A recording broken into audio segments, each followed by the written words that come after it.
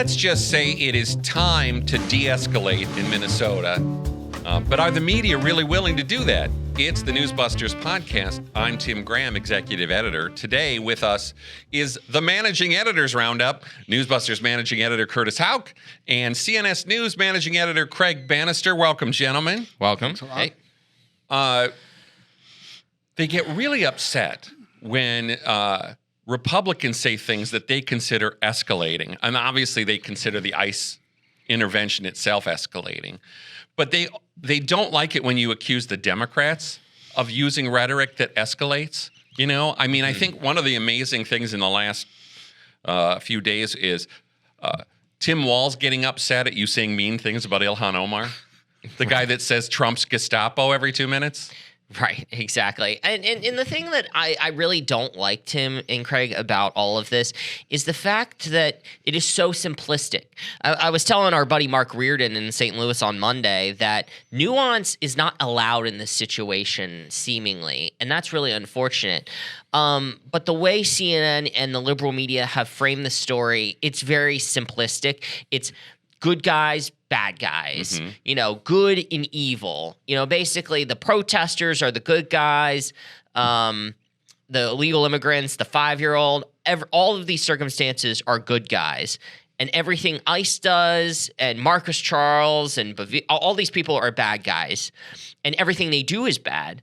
You know, so it kind of is like you root for the protesters because they're fighting evil. It's like the mob in Dark Knight Rises going after with Bane, ransacking people's homes and everything and going at the stock exchange because these are the people that are stealing this community away from us. And this is how we're going to address it, by unarresting people. And yet there's no sort of curiosity about A, how it's being organized, and B, considering how would you feel if this was done to you? Because in the case of these hotels, just for example, hotels are like McDonald's. They're owned by franchisees. So that when they ransack the Homes 2 or whatever this past weekend, that's on a franchisee, a small business owner. There's no consideration to those consequences or the angel moms that have been affected by these crimes as well. Well, I think that's something that we've emphasized. I know you've done something on this, the whole idea of coming outside a hotel, banging cans where they think that ICE people are. And they really don't want to say, are these tactics escalating? Are they desirable? Is that heroic? But, you know, the whole scenario that we're watching right now is highly escalated. And, Craig, pretty much what you've been doing is just talking about people like libs of TikTok have been talking about, where we had this nurse from VCU Health, the Virginia Commonwealth University, saying awful things about basically poisoning ICE agents or putting laxatives in their food. Luckily, VCU Health said she's no longer employed by us. But you know, how can these people look like heroes? I have no idea. Well, I think Curtis is absolutely right about the nuance here. What you see is the media and Democrats glorifying and praising people who confront ICE agents, law enforcement agents. Is that the same as encouraging? Well, you're sending the message that that you're justified and should be praised for doing that. That's a form of encouragement. That's like there was another nurse also that was wishing death upon ICE members. You have this nurse in Florida, who was posting videos hoping that horrible damage would be done to White House Press Secretary Carolyn Leavitt, this was a labor and delivery nurse. Yeah, pregnant. Who was wishing serious harm on Caroline Leavitt, who's pregnant, just because of her political views. Yeah, so I got to read this, Craig, as you have it. I hope you effing rip from bow to stern and never S, normally again, you see. Now, Well, you know, guys, they're just exercising their First Amendment rights. Right. You know, I mean, yelling and spitting at ICE agents, kicking out someone's taillight, wishing some, you know, we're gonna put laxatives in your food. This is just First Amendment rights, guys. You know, really, that's what we're dealing with here, gang.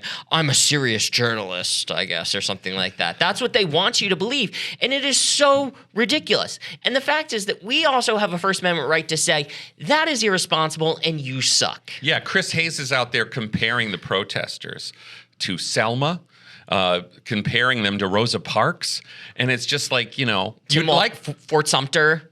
it's like, yeah, I mean, obviously, if you turn this around, it's a reverse Bull Connor situation, and that is Right. Walz and Frey are saying we're not obeying federal law enforcement. We're nullifying all the federal laws, but they're still the heroes in this. now, what I find especially disturbing is if you watch the videos of these two nurses, they're not enraged.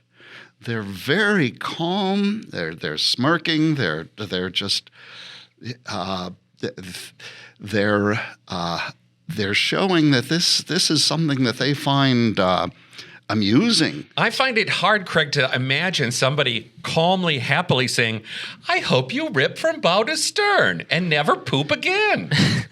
Well, it's something that, the thing about it, Craig, is it's clear when you watch those videos that you're right. This is not a spur-of-the-moment thought, that this is something that they have thought about. They're not just riffing in their heads. They're just simply stating into their Chinese TikTok accounts that this is what they want to do. And again, yes, it's not at a spur of the moment where they're enraged, as everyone gets, and just unleashes without thought. But they're just so pleasant about it.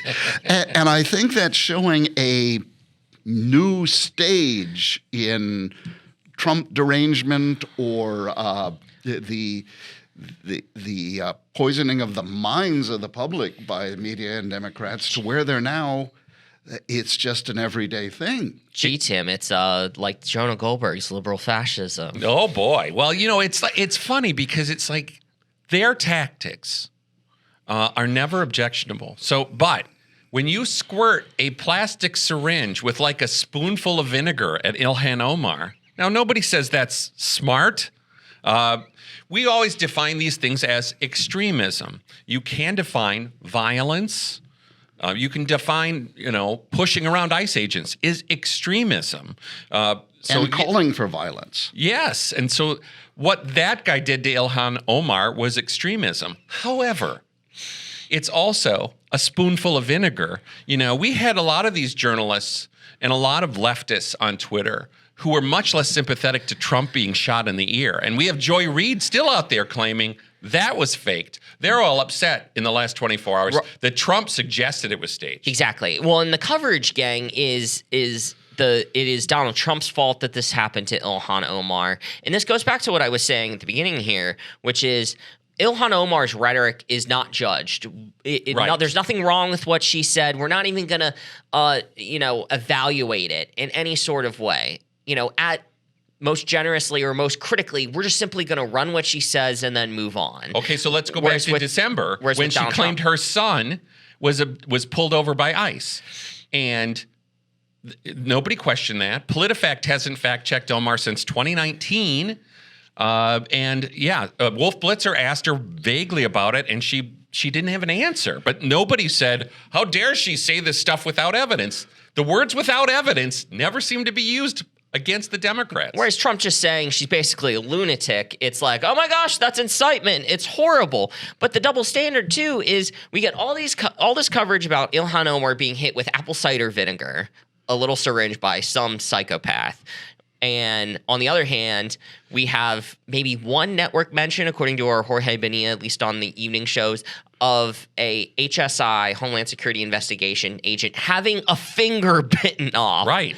Like, oh, that's just like First Amendment or whatever else is going on out there. Maybe you should put that out there as an example of the kinds of things that people are doing, and you need to condemn those things. I don't see the mayor coming out and condemning this. I don't see the governor coming out and condemning this. And the reason, guys, that it's not being covered more widely is because that would then change the perception right. of these mobsters out there. That's the important part, is that the journalists aren't out there saying, do you condemn them biting off fingers? Which should be obvious, should be easy, but you're absolutely right. So if we're judging these things on the matter of which is more damaging, getting squirted with vinegar or having the tip of your finger bit off, I think we can all agree one's worse than the other one. Well, the other thing you're seeing is, you were mentioning Ilhan Omar saying something that was factually incorrect. Democrats say something like that.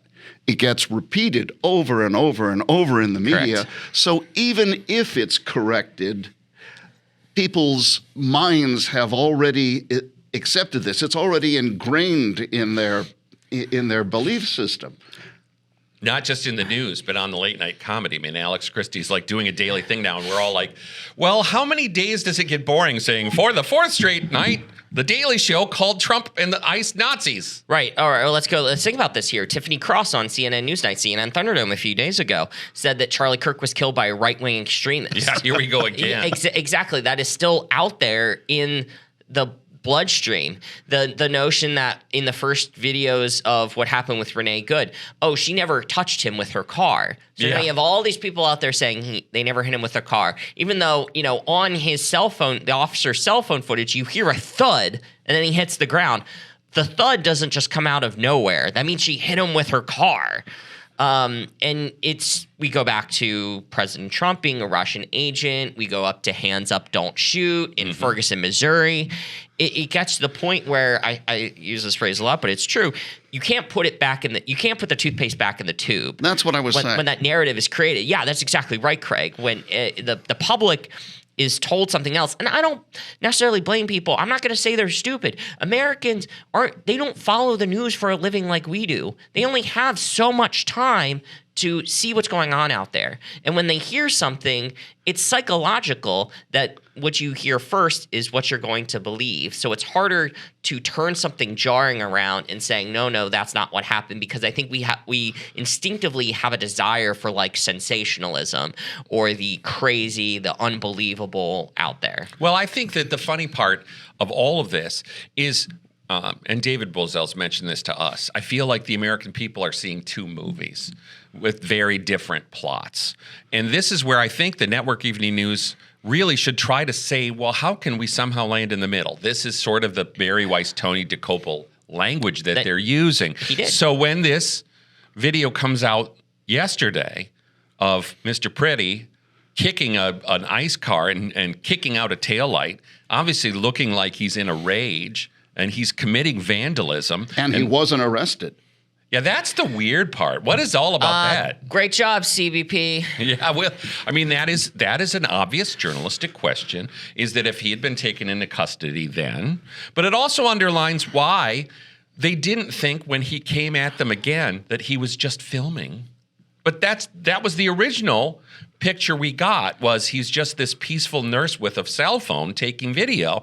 And now this video came out and it changes the story. And even then, like Morgan Chesky on the Today Show, you can see the guy kicking out a taillight, but he doesn't say, look, guys, he's kicking out a taillight. Yeah, I mean, I was telling you earlier, a friend of the organization texted me last night and said, oh my gosh, ABC World News Tonight on Wednesday, they show him go to swing his leg, Wyatt Rivers in his piece, and then they cut away before he actually swings and hits it.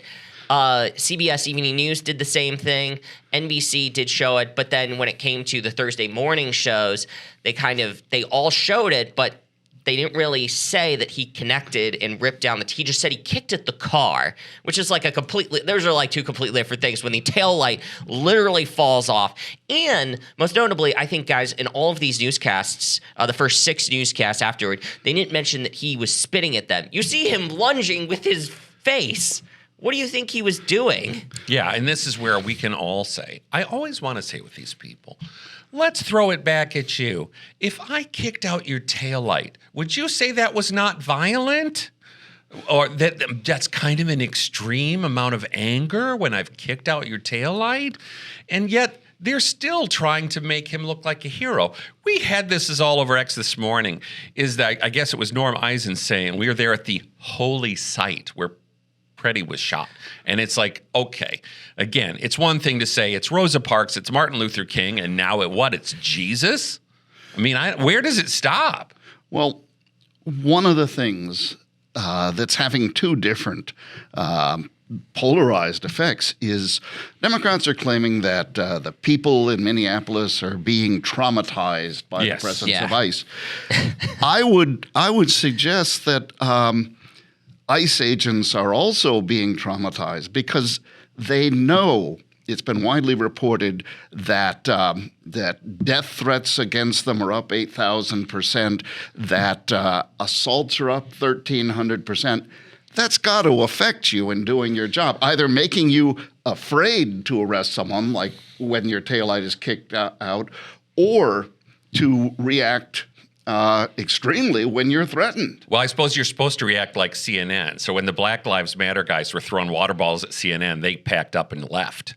That's what they wanted ICE to do. But again, it just shows you, yes, you're looking at people, and this is what they don't want to really explain, who are conducting sort of a military operation. They've got intelligence, they've got strategies, and they're engaging in violence, and you're just not getting a sense of that. It's like the only people who are violent is ICE, and the other side somehow not. Right, and the questions at the Tom Homan press conference, Shimon Prokupecz at CNN, Lana Zak at CBS, theirs was all about, American citizens are being taken. That 5-year-old.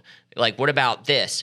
You know, and this was despite the fact that Homan even conceded that I didn't come here for photo ops. I came here looking for solutions. I don't want to hear everything that's been done has been done perfect. Everything can be approved on. Despite saying that, they're still jumping down the throat saying, well, what about American citizens and what about roving patrols and things like that? And Homan correctly and substantively explained about why you have to go out with a massive force when you go and get somebody at their house, because you don't know what kind of weapons they have. You're going into their place on their turf. And this goes to the jail situation that also has not really been looked at too much in the coverage, which is that Homan spent, I don't know, probably 15, 20 minutes, it felt like, of his press conference at the beginning explaining, which is when someone is being released from jail after they serve their sentence, jails that cooperate, the way it works is because we already know that they don't have any weapons, they're basically stripped naked. ICE, we can send one person, maybe two people, to pick them up. Right. Whereas we go to a house, we need to send 10, 15 guys. We need to bring, I don't know how much, because we know that we have weapons. Yeah. It needs to be show of force, because the last thing we want is a bunch of cops to be mauled out, mowed down in the street, and then a criminal on the loose on some sort of chase. So apparently, according to Larry O'Connor this morning, Homan said we're going to get more cooperation from the county jails. And that's the state jails. Nicole Skanga of CBS pointed that out. But as our Bill D'Agostino, and you, I think, pointed this out, Craig, that it's more about county jails.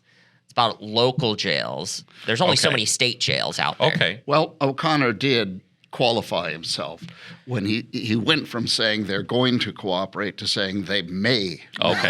All right. They may now. Breaking news. Maybe it wasn't all quite there, We'll but see. But that is what would be necessary. Now, Jake Tapper had this interview with Chad Mizell, who was formerly with the Trump administration, and he was trying to say, well, 5 or 6 guys wrestled Preddy to the ground, and like that was objectionable. And it's like, well, what do you? And he had a gun, and then they took it away. I mean, we all know the video in that looks horrible, but somehow he's holding it against ICE that 5 guys wrestled him to the ground. And it's like, well, what do you think it should be one-on-one? Is that what you want? And what you really hate in all of these situations, going back through all of the ways that police are judged, is like, you want to ask reporters, what would you do in that situation? How would you react to that? And can't you have some sympathy for people that might get run over, as Jonathan Ross was worried about, who had been run over before? And this is the sad part. If we want to accuse the media of something right now, it's they don't care. about No, they ICE don't agents care. being hurt. They don't care about ICE agents being dragged. Even after they're dragged, they have no sympathy for them whatsoever. Oh, it'd be their fault. Which is what I was saying about the videos of the nurses. Same is true with the media when there's violence by protesters. It's this nonchalance Yeah. towards violence against people that, as you said, have been characterized as Nazis and Gestapo and the bad guys. And then the Yeah. way they all took off on Greg Bovino wearing a long coat. And that was Nazism. And it's like, look, Snopes.com. I call them the dopes at Snopes. But they made this point. The American generals wore long coats during World War II. Also, as I pointed out to you yesterday, Tim, it's like negative 10 degrees outside. Yeah, well, what you're supposed to do in Minnesota is you wear your parka, with a big furry, hood on it. Look like an Eskimo. Oh, you can't say the word Eskimo anymore. No. Well, then you'd be accused of being a Russian operative if you've got one of those big fur. Maybe. Yeah, it looks like stripes when you've been put out to exile in Siberia or something. But I just thought Jake Tapper's approach there, you could really see the Exhibit A, Exhibit B. So he goes after this Trump guy and says, oh, you basically want him dead. You don't care about the First Amendment. All these really nasty things. And then he has on the mayor of St. Paul, and he's sort of like, well, the right-wingers say that maybe Tim Walz and Jacob Frey said something excessive. I'm not saying that. I'm just relaying what they said. Right. And right. I'm not calling for violence, but I'm going to name all these people and not really say anything critical of them. It's just this whole idea that they're unwilling to say in a situation, if you want to de-escalate, you should be saying, I think Walz and Frey have maybe been a little too hot. There doesn't seem to be any restraint. Instead, you get Tapper yelling at people for asking the Democrats to speak with restraint. And it's like, no, we don't have to stop calling you Nazis. Like calling you Nazis isn't going to get you attacked. Well, and the thing about the worst of the worst parts, like the people that have been taken off the streets, that's really frustrating, guys, is as reporters, you guys look up people's criminal records all the time. This should be really easy to do. The DHS has put out a website, wow.dhs.gov. The president went through a few examples when he spoke. Caroline Leavitt has done that as well. Marcos Charles from ICE has done that as well. I believe Bovino did as well. These are names with criminal records out there. How about you fact check them? Oh, they turn out to be true? Oh, well, gosh darn it. They don't go to air then. But the point being, they're naming specific people that were taken off the streets. How about you kind of spotlight them instead of just say, as Maggie Vespa has, one of the few people that would actually mention it on NBC Newscast, she would be like, well, DHS says they've arrested people with this and that criminal record, like child abuse and assault with a deadly weapon or something like that. And they're like, gee, wouldn't you want to know more about that? Or to be able to say definitively that DHS has arrested instead of DHS says they've arrested, because that conveys a little bit of daylight that maybe what DHS is saying is not true. And these are, again, last point is, these are things that can be easily checked. Right. And that's the whole point is what you're seeing here is the construction of a narrative. And they see that as a counter narrative. That's the Trump line, is that they're out to remove violent criminal aliens off the streets. And they're certainly not going to make connections between the murder rates at a historic low after a lot of deportations. We're not going to connect those dots. But they don't really want to allow that anything that, say, Tom Homan is doing, who's made that his big deal, is that he's going to take the violent criminals, aliens, and deport them out of the country. They can't even see that as a positive goal for the country. But the press said, Craig, that, everybody thinks that. Everybody believes that criminal aliens should be taken off the street. Do they? Yeah, do they? Well, the other thing that the media does is some people say. Yeah. Many people say ICE are Nazis. Who are these people? No ideological label. They're right, Craig. They're just like residents, members of the community. Well, I always joke and say Unnamed sources. when they say, some people say it's basically the stuff we were all saying in the newsroom over coffee and donuts. Our people. Yeah, I mean, it's like when I was Right. when I was in the White House press corps. It's like many people say what we were all saying in the White House press briefing. So it's Well, that's part of the bubble yeah. that the media and entertainment industry are in. Yeah, it absolutely.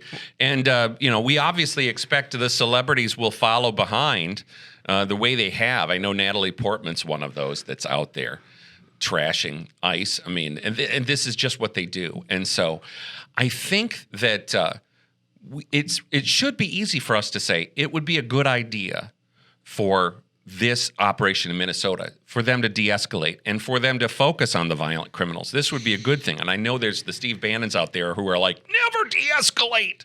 Right. I know. And some unnamed folks that will just say, never give them an inch. But you have to understand that the American public doesn't think this way. Right. And what Tom Homan did, you already have a lot of Democrats that have come out begging other Democrats. Dan Turrentine at DC Huddle with Rachel Bate and Sean Spicer.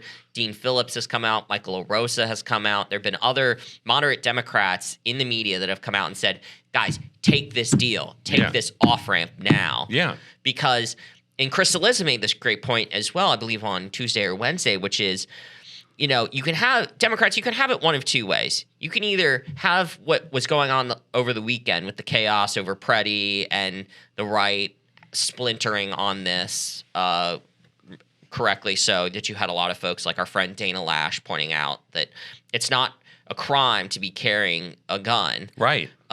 in public, and especially if it's legal and you have a permit and everything.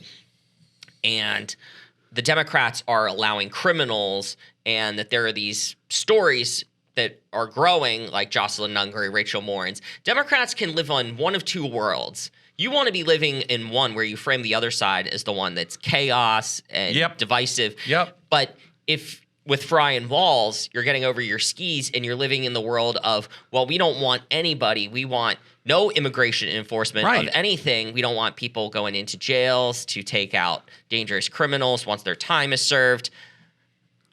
I feel like you strategically want to take one, but too many want to go into two because it's more fun. Yes, you have a Second Amendment right to carry a gun, but you're carrying it into an inflamed situation where you're going to be confronting Correct. ICE. Now, I have the right to walk through the streets of D.C. at 2 a.m. with a $100 bill taped to my forehead and not be assaulted. That doesn't make it a good idea. Because Craig's not going to wear a miniskirt and deserve being attacked. No, but it's the language they use that really bothers me. The Democrats all use this, where they basically sort of blur out that there are illegal immigrants here. They are terrorizing our neighbors. The illegal immigrants are our neighbors. They're terrorizing our community or communities of color. They love this whole idea of, if you're a person of color, you better have your passport. Yeah, the awfuls out there are very upset. The people that run the school district where they got the 5-year-old, they're like, Lilia Luciano has had stories of crying with like the teacher, and they showed him on like on FaceTime, and it was like, oh my gosh, guys, just stop. I would just like to say, as somebody who's been doing this for a long time, I remember, I say this to you guys, but when we studied immigration coverage like in 2006, and George W. Bush was really the opposite of Trump. He wanted this pathway to citizenship and all this sort of stuff that Donald Trump would really hate. Their coverage was always on the networks. Oh, Alejandro just wants to come out of the shadows. And it's like, he's in the shadows because he's breaking the law. He's here illegally. But that's always was the sympathetic victim. And it's still that way to this day. Yeah. So, I mean, this is why we keep following these issues. And they've made immigration a dramatic issue when they tried not to make it a dramatic issue when Biden was importing them and flying them in on planes, a mass importation. So, to keep up on how we're all doing on Minnesota and everything else, you got to come to Newsbusters once, twice, 24 times a day. Thanks for watching and listening.